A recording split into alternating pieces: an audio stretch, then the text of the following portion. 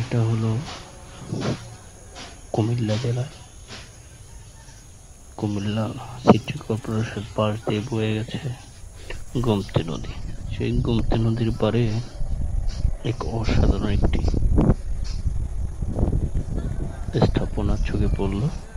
এটা হলো মাদক চুল্লি, যেখানে যেহেতু এটা সীমান্তবর্তী এলাকা, তার কারণে মাদকের আনাগোনা একটু এমনিতেই বেশি থাকে।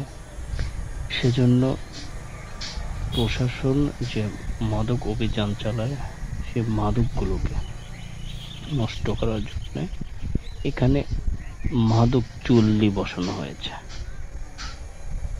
এটা দেখে আসলে একটা অন্যরকম অনুভূতি হলো,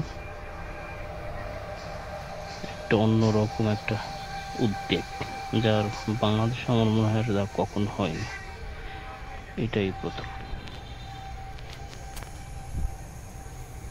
এই নদীর পার দেখতে অনেক সুন্দর, আসলে দেখার মতো, খুব ভালো লাগে।